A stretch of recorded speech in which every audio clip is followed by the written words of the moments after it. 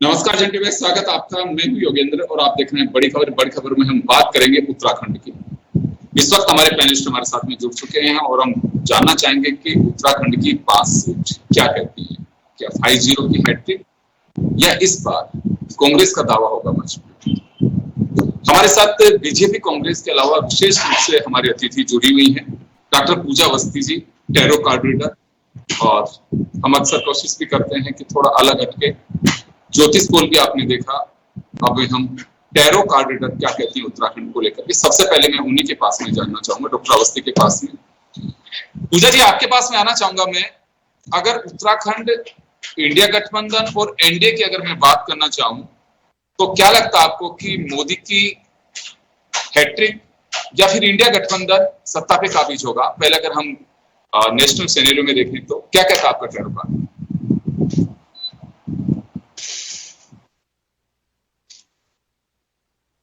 जी पूजा जी, चलिए मैं पूजा जी के पास में वापस लौटूंगा। कोई टेक्निकल प्रॉब्लम है उनके पार्ट पे। पूजा जी आ नहीं रही। मैं भट्ट साहब आपके पास में आना चाहूंगा। शांति प्रसाद जी भट्ट, कांग्रेस प्रवक्ता हमारे साथ में जुड़े हुए। सर, क्या कहना है? 5 सीट आपके यहाँ पे है, 55 प्रत्याशी टोटल हैं, जिसमें से कोई 5 प्रत्याशी जीत करके आएंगे। मुकाबला हर चुनाव में अपना कड़ा मुकाबला होता है, हर पार्टी अपनी ओर से मेहनत करती है, लेकिन रिजल्ट की बात आ रही है और रिजल्ट का वक्त आ चुका है।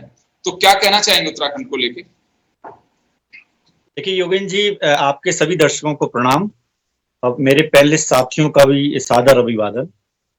कांग्रेस पार्टी और हम सब कांग्रेस जन कल के चुनाव परिणामों को लेकर उत्साहित हैं। हम लोगों ने जितना काम किया है जनता में जाकर, हम अपने काम पर हमें भरोसा है। हमें पूरा भरोसा है कि कल उत्तराखंड की पांचों सीटें कांग्रेस जीतने जा रही है और देश भर की 300 सीटें कांग्रेस जीतने जा रही है और प्रचंड बहुमत के साथ हम सरकार बनाने जा रहे हैं। ये हमारा अपना आत्मबल है, आत्म भरोसा है, विश्वास है। हमें अपने काम पर विश्वास है और जो देश भर के सम्मानित मतदाता है, विशेषकर देवभूमि उत्तराखंड के जो मतदाता है, हमें उन पर पूरा भरोसा है। उन्होंने निश्चित रूप से महंगाई, बेरोजगारी और 10 सालों की कुशासन काटने के लिए वोट डाला होगा, ऐसा हमें पूरा भरोसा है। और कल हम पूरी तरह से उत्साहित हैं और आश्वस्त हैं कि कल कांग्रेस की सरकार देश में बनने जा रही है। चलिए, कांग्रेस गठबंधन, इंडिया गठबंधन की सरकार बनने जा रही है, भट्ट साहब का ये सीधा सीधा दावा है। सतवीर जी, आपके पास में आना चाहूंगा मैं। आपका भी 5 सीट उत्तराखंड की हैं और 5 सीट पे पहले आपके दोनों बार कब्जे रहे हैं। इस बार क्या कांग्रेस का जो दावा है उसका आधार भी इन्होंने बताया है भट्ट साहब ने कि इस आधार से जनता ने उन्हें वोट दिया होगा। आपका क्या दावा है? सैनी जी, जितने भी एग्जिट पोल अभी आए हैं, आपको मेरी आवाज आ रही है सैनी जी? नहीं, मैं योगेंद्र शर्मा हूं। मैं शर्मा जी, मेरी आवाज प्रॉपर आ रही है आपको? जी बिल्कुल आ रही है। शर्मा जी, जितने भी एग्जिट पोल अभी तक आए हैं उसमें जिस प्रकार के संकेत और दिशा देखने को मिली है वो इस ओर इशारा कर रहे हैं कि भारतीय जनता पार्टी जिस लक्ष्य को लेके चली थी उसको बहुत ही आसानी से प्राप्त कर रही है। और मैं जो आपने उत्तराखंड के विषय में भी कहा, तो मैं यहाँ की राजनीतिक सिनेरियो के बारे में आपको बताना चाहूंगा कि 2017 से पहले यहाँ विधानसभाओं का ट्रेंड देख लीजिए, चाहे यहाँ पर जो लोकसभा की जो चुनाव होते थे उसका ट्रेंड देख लीजिए।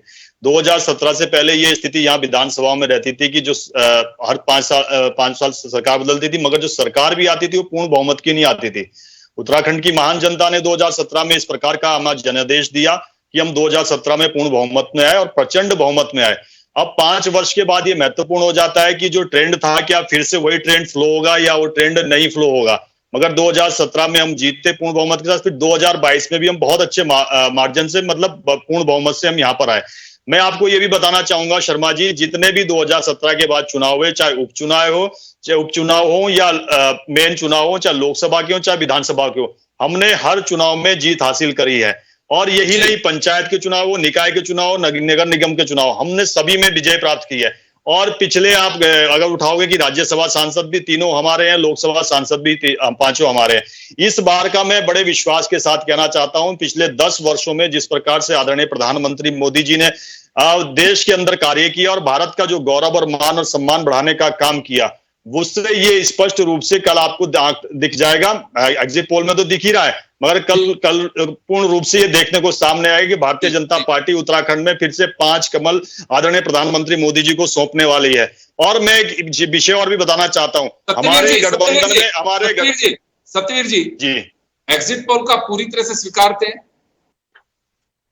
हाँ, मैं तो एग्जिट, देखो अगर आप कहते हो कि मैं एग्जिट पोल जो आए हैं, हमने तो पहले ही बता दिया था कि जो भारत की जनता का जो विश्वास है भारतीय जनता पार्टी के ऊपर, आप 1979 से 2004 के चुनाव ले लीजिए, हम 2004 हमारा लगातार ग्राफ बढ़ता ही रहा, केवल 2004 को छोड़ दीजिए और 2014 के बाद देख लीजिए कि हमारा ग्राफ बढ़ता है। या 2019 के मैं आपको एग्जिट पोल की बात बताता हूं, नहीं 2014 के एग्जिट पोल की बात बताता हूं। आज तक का जो सर्वे था केवल उसी में हम पूर्ण बहुमत में आ रहे थे, बाकी सर्वे में 10-20 सीटें पीछे आगे पीछे थे। मगर उस समय के बाद देख लीजिए कि और 19 में देख लीजिए, हम लगातार जितने भी एग्जिट पोल हो रहे हैं हम हमेशा उसमें खरे उतरे हैं और इस बार भी पूर्ण रूप से खरे उतरेंगे। कल का इंतजार कर लीजिए, सबकी स्पष्टता सबको स्पष्ट हो जाएगा कि क्या होगा। और एक चीज मैं और बता देता, वापस लौटूंगा सर आपके पास में। पूजा जी आपके पास में आना चाहूंगा। मेरा जो सवाल था, अब सबसे पहला सवाल आप ही से मैंने किया था, 2 बातें हैं। क्या नरेंद्र मोदी देश में हैट्रिक लगाएंगे? क्योंकि पूरा इलेक्शन कैंपेन उनके इर्द गिर्द रहा। एनडीए और बीजेपी ने उन्हीं के नाम पे वोट मांगे और विपक्ष की ओर से घेरा भी गया था नरेंद्र मोदी को। क्या कहता है tarot card particular Narendra Modi को लेकर?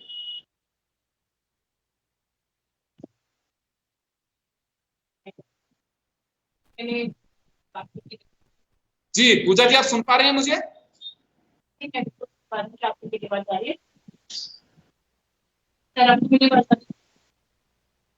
जी जी पूजा जी, आप थोड़ा सा लाउडली बोलिए, आपकी आवाज सुन रहे हैं। जी ओके मैं कह रही हूँ कि मैंने बात करते करते कार्ड भी निकाले, मेरे कार्ड बहुत अच्छे निकले और आने वाली सरकार मोदी जी की है। हमारे आदरणीय प्रधानमंत्री नरेंद्र मोदी जी इस बार 2024 में वापस हमें प्रधानमंत्री के रूप में मिलने वाले हैं। सर उनका जो ये रहा है वो बहुत थोड़ा स्ट्रगल रहा है, उनके दुश्मन भी काफी सारे थे और उनको बहुत बार ये करने की कोशिश करी है, नीचे मतलब डाउन करने की कोशिश करी है उनकी जो पार्टीज है उन्होंने। लेकिन इस बार 24 में सर उनकी जीत निश्चित है और ताज उनके सर पे मेरे कार्ड। ये आप बात बता रही हैं प्रधानमंत्री नरेंद्र मोदी जी की? जी बिल्कुल, ताज उन्हीं के सर पे सर। यानी कि जो कार्ड आपके उसमें आ रहे हैं उनके लिए फेवरेबल हैं और वो सरकार में आते दिखाई दे रहे हैं। टैरो कार्ड ये कह रहा है? जी बिल्कुल टैरो कार्ड ये कह रहे हैं और बहुत अच्छे मतों से। जी, लेकिन बात 5 सीट उत्तराखंड की जाए तो उसमें क्या मानना आपका? सर देखिए 4 सीट तो बीजेपी की कंफर्म है, लेकिन यहाँ पर एक क्योंकि उनके विरोधी बहुत सारे हैं, उनको बार-बार मतलब जो डाउन करने की कोशिश कर रहे हैं, उनके बारे में गलत बातें हो रही है, बहुत सारी उनके पॉलिटिक्स अंदर ही अंदर जो खेली जा रही है। तो एक सीट के लिए थोड़ा सा हम सोच सकते हैं कि शायद वो सीट हमें ना मिल पाए, लेकिन बाकी की 4 सीटों कंफर्म।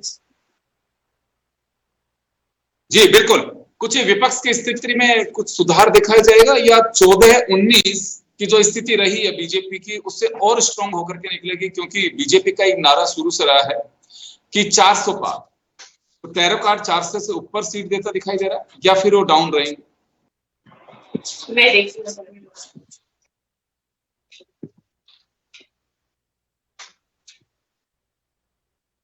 सर 400 रहेगा। अच्छा, आपका मानना है कि 400 सीट मोदी जी के पास में जाने वाली है, यानी कि मोदी की गारंटी है कि 400 सीट की जो बात कही थी टैरो कार्ड रीडर पूजा अवस्थी जी का मानना है कि 400 सीट रहेगी। तो आज के जो अगर इसमें हम देखें कि जो समय जो लेकर के बैठते हैं, क्योंकि ये माना जाता है कि टैरो कार्ड में भी समय की गणना बड़ी महत्वपूर्ण होती है, ये सब कुछ परिस्थितियां और स्थितियां नरेंद्र मोदी के फेवर में जा रही हैं, आपका ये मानना है? बिल्कुल सर बिल्कुल बिल्कुल बिल्कुल। चले इसी के ऊपर मैं भट्ट साहब के पास में जाना चाहूंगा। भट्ट साहब, आप लोग मानते हैं, क्योंकि टैरो कार्ड रीडर उनका अपना दावा है और उनका कहना है कि नरेंद्र मोदी के फेवर में वक्त है और जो सीटें हैं थोड़ा सा कलह कहीं दिखाई देता है इनको, लेकिन 500 सीट उत्तराखंड की जीतती दिखाई दे रही हैं इनके कार्ड के लिहाज से। आप इन चीजों पे यकीन करते हैं या आपका अपना जो तजुर्बा है या फिर आप जिस ट्रैक को पकड़ के चल रहे हैं उसी पे कायम? क्योंकि मैं क्योंकि ज्योतिष हो या धर्म हो, ये सब हमारी निजी आस्था का विषय है। मैं इस पर पूजा जी के वक्तव्य नहीं करना चाहता। ये हमारी निजी आस्था है, मेरी भी हो सकती है, दूसरी की भी हो सकती है, लेकिन मैं उससे ऊपर संविधान को मानता हूँ और संविधान सम्मत चीजें होती हैं उस पर मैं मानता हूँ। आप इसके संविधान को बचाने के लिए लोगों ने वोट किया। देश भर में आप संविधान की रक्षा, लोगों ने देखा सरकार ने संविधान घोषित की है। इनके के बयान में तो हम संविधान को, इस संविधान को बचाने लोग और मतदाताओं आवाज क्या है, साफ नहीं आ रही। आपकी आवाज थोड़ी कट के आ रही है भट्ट साहब, आपकी आवाज कट के आ रही है, कुछ गैप आ रहे हैं बीच में। आ रही है जी बोलिए बोलिए। मेरी मैंने पूजा जी के वक्तव्य नहीं करना चाह रहा हूँ। तो ज्योति धर्म है, ये हमारी निजी है, ये पूजा है, लेकिन मैं भी को मानता हूँ, उस स्थान को मानता हूँ।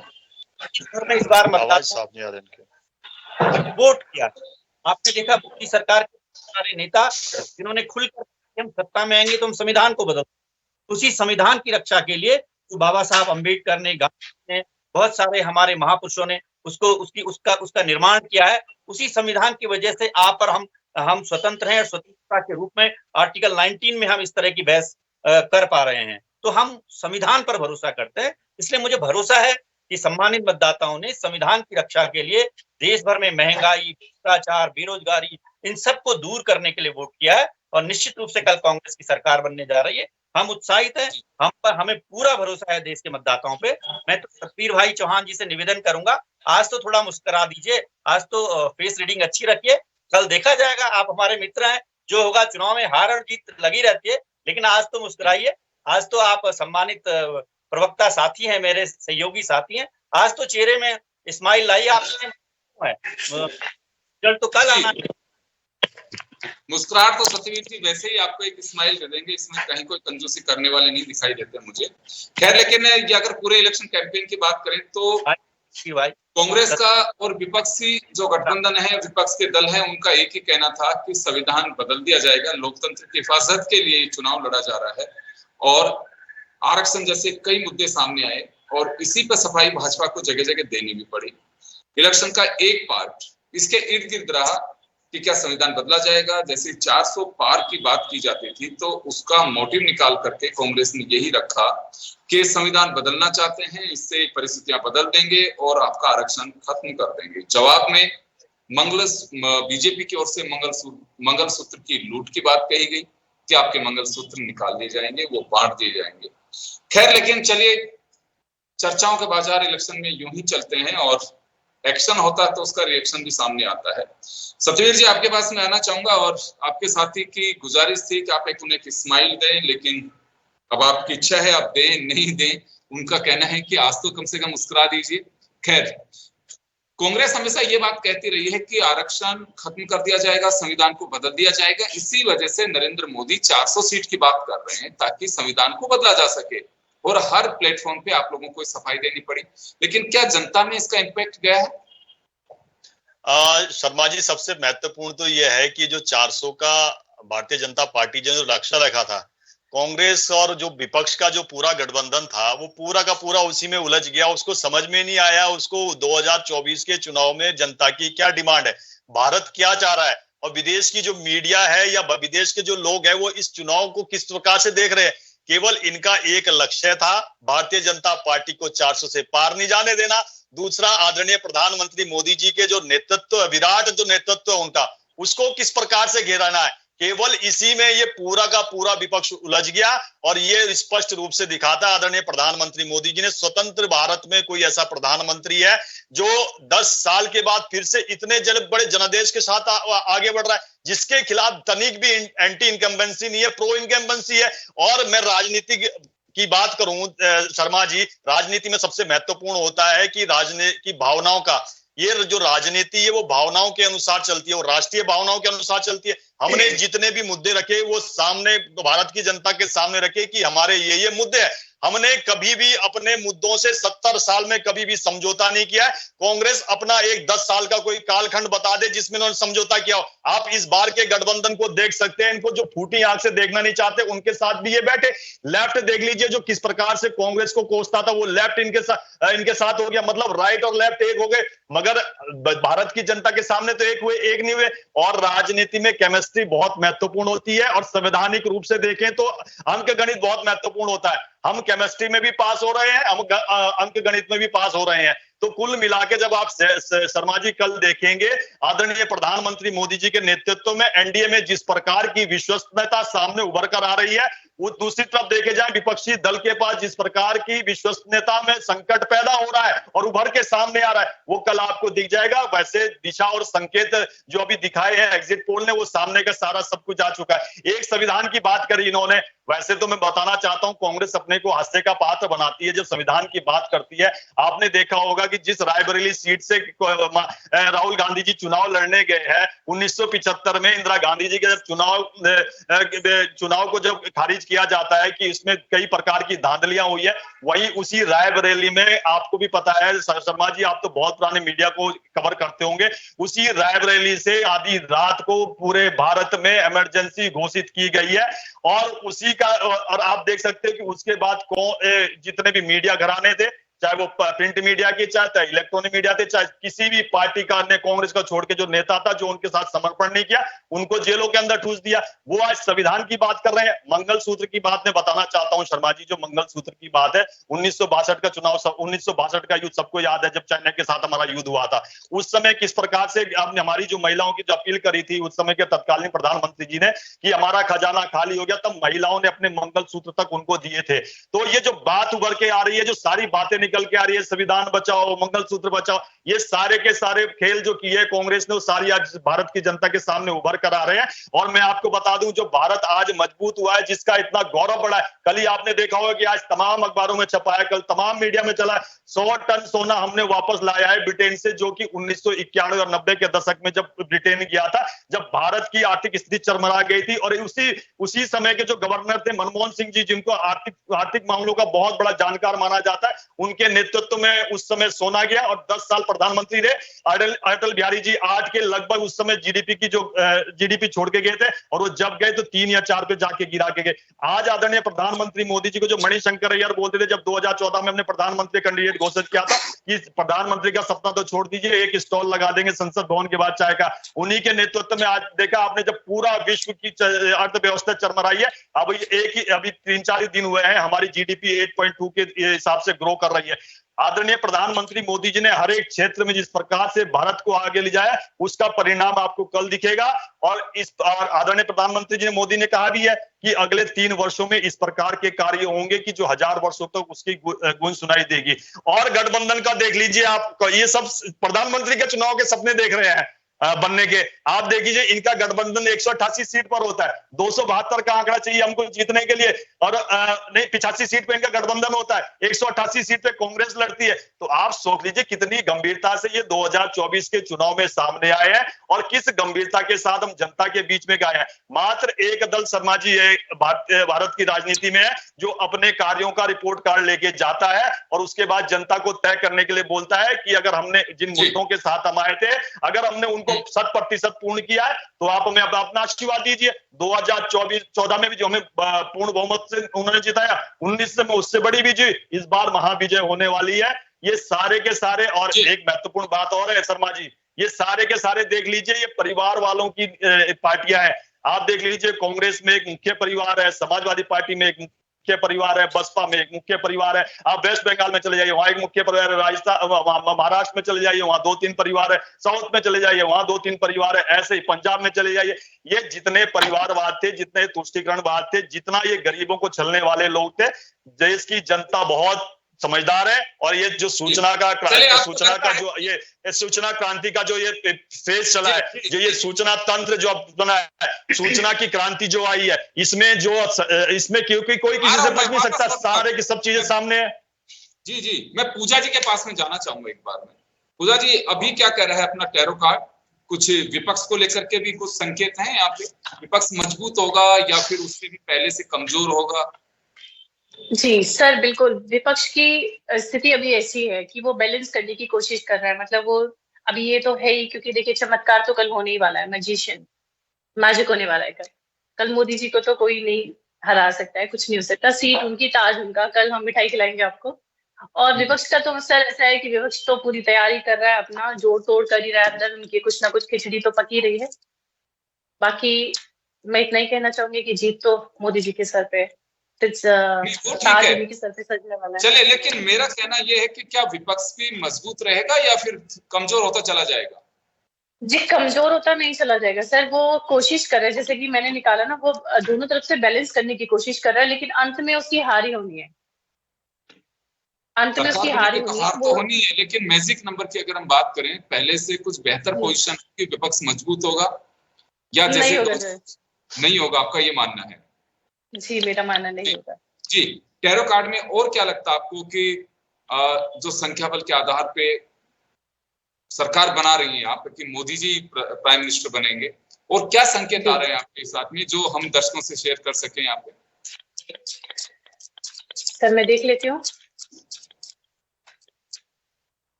देखिए, विपक्षियों की बहुत बुरी हार होने वाली है सर। सब ज्ञान बांटते रहेंगे, अपने आप में सब उलझे रहेंगे, लेकिन यहाँ पे इमोशनली देखा जाए, गॉड डिवाइन ब्लेसिंग्स देखी जाए, तो मोदी जी के साथ में इस समय सब कुछ है। और आने वाले समय में चीजें और बेहतर और अच्छी होने वाली हैं। पिछले टाइम में हमने देखा है कि काफी चीजों में हमने उन्नति भी की है, प्रोग्रेस बहुत ज्यादा की है सर, हर तरह से की है। और सबसे बड़ी बात है, मोदी जी अगर न्यूमरोलॉजिकली बात करी जाए तो 8 नंबर होते हैं, 8 नंबर के, और ये साल भी 8 शनिदेव का साल है। और न्यायाधीश की कुर्सी पे वो बैठे हुए हैं, उन्होंने बहुत कुछ अच्छे काम भी किए हैं। और सबसे अच्छी चीज है सर, उनका ना सनातन से बहुत ज्यादा अच्छा कॉन्टेक्ट है, और महादेव के वो बहुत बड़े भक्त हैं। तो सर मैं तो बस यही कहूंगी कि जीत उनकी है, और निश्चित तौर पे वही जीतेंगे, और हम आने वाले समय में और बहुत ज्यादा प्रोग्रेस करेंगे, उन्नति करेंगे, पूरे दुनिया में अपना परचम लहराएंगे। मैं इतना ही कहना चाहूंगी। जी, उसकी कमी है अभी कहीं पे? सर कमी तो कहीं ऐसी खास नहीं दिखाई दे रही है मुझे। हम्म। ये बस है कि वाद विवादों में हमारे मोदी जी घिरे रहेंगे, क्योंकि उनकी जीत के बाद उनके ऊपर कुछ अटैक्स भी होंगे। अटैक मतलब लोग, जो विपक्ष पार्टीज हैं, वो उनके पर अटैक करेंगी। उनके ट्रैवल टूर बढ़ेंगे मोदी जी के, ताकि हमारी और भी चीजें अच्छी हो जाएं। अगर हम देखा जाए सर, ये पेंटिकल्स का कार्ड निकला है। पेंटिकल्स मतलब हमारा जो होता है पैसों से रिलेटेड, वित्तीय से रिलेटेड, तो हम उसमें भी प्रोग्रेस करेंगे। जी, तो ये पूरी अगर जो कवायद की हम बात करें कि एक सिंगल फेस था नरेंद्र मोदी, बीजेपी की जी स्थिति मजबूत होने की वजह से मोदी मजबूत हैं या मोदी की वजह से बीजेपी मजबूत हुई है? सर, एक जो शासक होता है, अगर पैरों की बात नहीं भी करते हैं तो भी कहते हैं, अगर हमारा शासक मजबूत होता है तो वो हमारी प्रजा को मजबूत रखता है। अगर हमारी प्रजा कितनी भी मजबूत हो और हमारा शासक खराब हो, तो फिर वहां पर डिसबैलेंस चीजें होती ही हैं। या तो शासक हटा दिया जाता है या फिर कुछ और होता है। तो यहाँ मोदी जी के जो विचार हैं, या मोदी जी की योजनाएं हैं, या मोदी जी के जो भी उन्होंने सोचा है, जो भी वो कर रहे हैं, तो वो बहुत मजबूती से कर रहे हैं। वो पूरे चीजों को संजो के, सवार करके, अच्छे से मतलब चीजों को कर रहे हैं। तो इसकी वजह से हमारा शासक मजबूत है, इसलिए बीजेपी मजबूत। चलिए, मैं माफी चाहूंगा। खैर, एक्चुअल रिजल्ट जब 4 तारीख को यानी कि मंगलवार को जब सामने तस्वीरें आ रही होंगी, इस वक्त तक तस्वीर साफ हो चुकी होगी कि सरकार किसकी बननी है और अगले 5 साल किन हाथों में जाने वाला है। नरेंद्र मोदी के हाथ में तीसरी पारी के लिए जाएंगे या फिर इंडिया गठबंधन का दावा है वो मजबूत होता दिखाई देगा। ये तो जब परिणाम सामने आएंगे तभी कुछ कहा जा सकता है, लेकिन लोग काफी हद तक कुछ ज्योतिष ज्ञान में अपना इंटरेस्ट रखता है, कोई रखता है कि मुझे टैरो कार्ड के जरिए जानकारी चाहिए। अलग अलग तरीके की थीम्स हैं, उनको भी कोशिश की जाती है। हम एग्जिट पोल तो नहीं लेकर के आए, लेकिन हमने ज्योतिष पोल भी किया, और अभी पूजा अवस्थी जी के साथ में देहरादून से हमारे साथ में जुड़ी हुई हैं, उन्होंने भी अपना जो टैरो है उसके जरिए लॉजिकली बताया है कि क्या कुछ रहने वाला है। हालांकि भट्ट साहब इसे खारिज कर रहे हैं, लेकिन सत्यवीर सिंह जी का कहना है कि जनता ने मानस बनाया है, उसी के आधार पर उनकी जीत होती दिखाई दे रही है। सबके अपने अपने दावे हैं, लेकिन एक्चुअल दावा मजबूत तभी होगा जब 4 तारीख को परिणाम सामने आएंगे। आप सभी का बहुत बहुत शुक्रिया, और बड़ी खबर में इतना ही। दीजिए इजाजत, नमस्कार।